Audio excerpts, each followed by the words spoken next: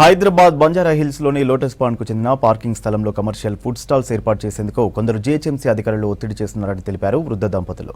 25 ఏళ్లుగా పార్కింగ్ వద్ద ఉన్న రూమ్ లో ఉంటూ పార్కింగ్ ఏరియా, టాయిలెట్స్ మెయింటెనెన్స్ చేస్తున్నామని తెలిపారు. ప్రభుత్వ స్థలానికి కాపలాగా ఇన్నేళ్లు ఉన్నామన్నారు. ఇక్కడ నుంచి తమను వెళ్లగొడితే ఎక్కడ బతకాలని ఆవేదన వ్యక్తం చేస్తున్నారు వృద్ధ దంపతులు.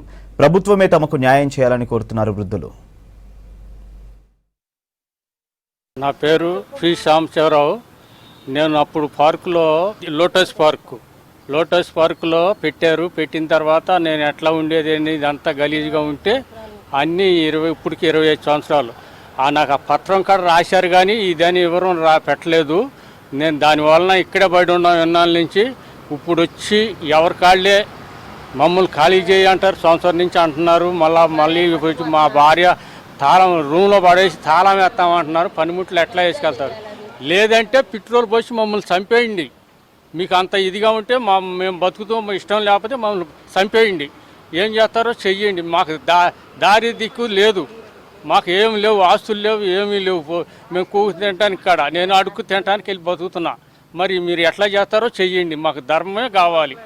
నా పేరు కోటమ్మ కోటేశ్వరమ్మ.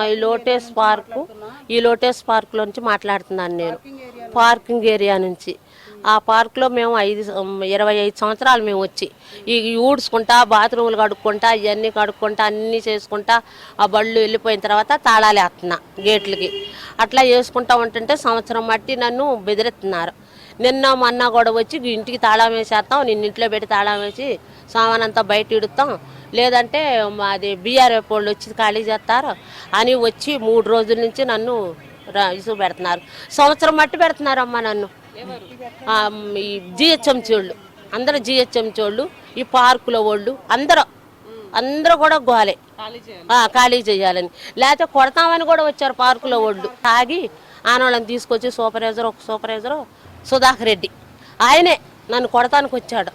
తాగి ఆనవాళ్ళని తీసుకొచ్చి నువ్వు వాళ్ళని ఎందుకు రానిలేదు రూమ్లోకి అని చెప్పి తీసుకొచ్చి సుధాకర్ రెడ్డి మరి వండి పెట్టమని, గుడ్లు వండమని, చికెన్ వండమని కొట్టబోయారు.